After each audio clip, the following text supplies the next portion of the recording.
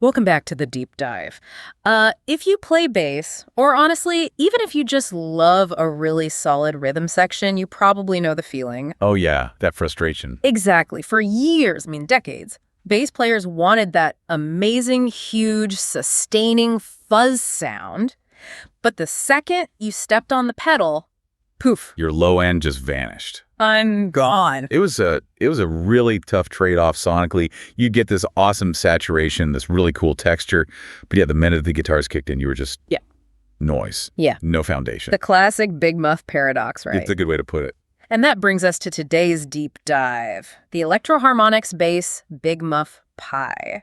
This is the pedal that, well, it basically formalized the solution, didn't it? It absolutely did. When it came out in 2008, it was EHX finally saying, okay, we hear you. Right. They were listening to all those years of players modding pedals, trying to find a way. This wasn't just a paint job. It kind of redefined bass fuzz. Yeah, it really did. So our mission today is to unpack how they did it, the design choices, and figure out why this particular pedal became such a standard. Like a studio benchmark you still see everywhere. Absolutely. It's a key piece of gear. So 2008, that felt like an interesting time for EHX. They were bringing back a lot of classics, but this felt different, more like an evolution. Definitely. It was part of that big expansion they were doing in the 2000s. They were realizing, I think, that just reissuing wasn't enough. Specific instruments needed specific tools. And they saw bass players were kind of desperate for this sound. They must have. But what's interesting is how they approached the design. They didn't just, take the standard NYC Big Muff circuit and tweak the EQ a bit. No, where did they start then? Well, the sources say they really went back and looked at both the classic NYC and the Russian Muffs, kind of synthesized the best bits. Ah, okay. And you mentioned before, players were already leaning towards the Russian ones anyway, right? The old Softek green Russians. Exactly. That's a perfect example of players leading the way. Bassists figured out pretty early on that those green Softek pedals, for whatever reason in their circuitry, just held on to the low end better than the American ones. They were less fizzy on top, more woolly. Yeah, woolly is a word you hear a lot. Less harsh treble, more body. Yeah. So EHX saw this trend. They knew that Russian topology was inherently more bass-friendly, and they used that as the jumping-off point for the Bass Big Muff.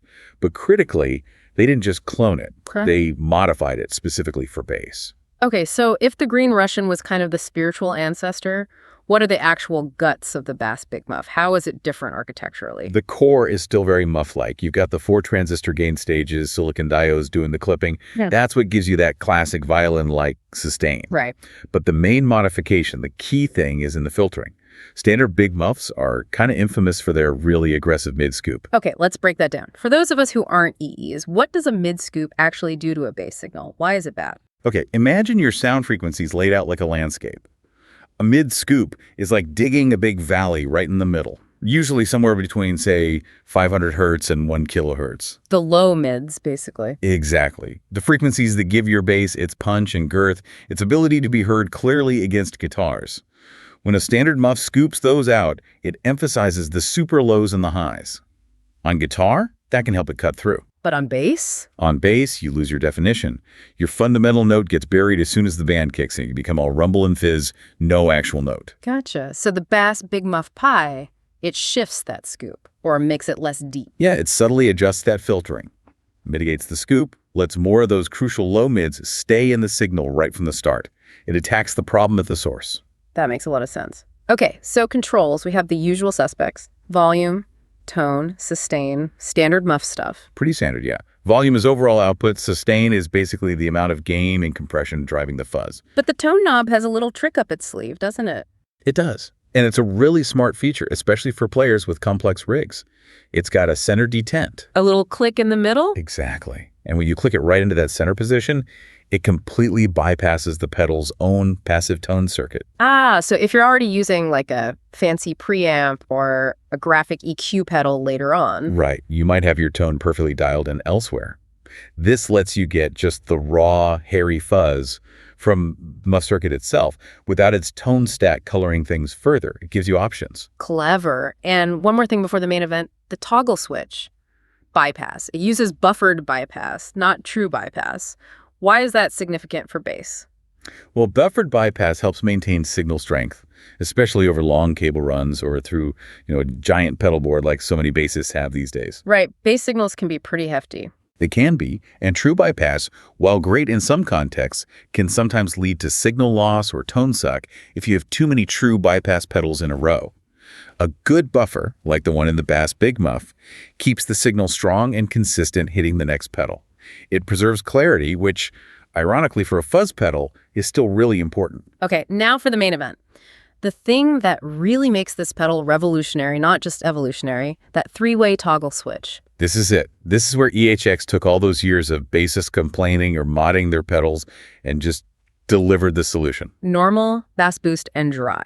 That little switch is the heart of it. It absolutely is. It's what finally let bass players use that iconic Muff sound without making huge compromises. So let's walk through them. If I flip it to normal, what am I hearing? Is it just like plugging into an old Softtech? It's close. That's definitely the mode that gets you nearest to the classic Russian Muff character, warm, deep, kind of woolly saturation. But importantly, because it's modern circuitry, it generally has a bit more headroom, meaning it doesn't compress quite as hard, quite as quickly. It gives the low frequencies a little more space to breathe before they get totally squashed. So it's like the vintage flavor, but slightly optimized for clarity, even in the normal mode. Okay. But say I'm in a really loud band, dense mix, and even normal is getting a bit lost. Yeah. Then I flip to bass boost. Yep, that's the direct intervention. Bass Boost does exactly what it says on the tin. It adds a specific targeted low-end emphasis. It actually shifts the EQ curve to push those fundamental bass frequencies forward. So it actively counteracts the low-end loss from the distortion. Precisely. It ensures your root notes have weight and can be heard clearly. It's the brute force solution. I need more bass with my fuzz. And it works. But the mode that really seemed to change the game, the one everyone talks about, the dry mode, that was the secret weapon, right? Oh, absolutely. The dry mode is pure genius. It's essentially a clean blend. So it mixes your clean bass signal back in with the fuzz signal. Exactly. It takes your original unprocessed bass tone and runs it in parallel with a fully fuzzed out signal coming from the Muff circuit. Think of it like the fuzz is this massive roaring wall of sound giving you all the texture and sustain. Right. But the dry signal is like a clean, clear foundation running underneath it all. So even if I crank the sustain knob way up, get this totally insane, chaotic fuzz, Yes. because that dry signal is always there, you can still hear the actual note I'm playing. The clarity remains. That's exactly it. Your articulation stays intact. Your pick attack, your fingerstyle nuances, and crucially, your low frequency power and definition, they don't get completely swallowed by the fuzz. Wow. It means you can have that huge, sustaining, saturated sound without sacrificing your fundamental role as the rhythmic and harmonic foundation.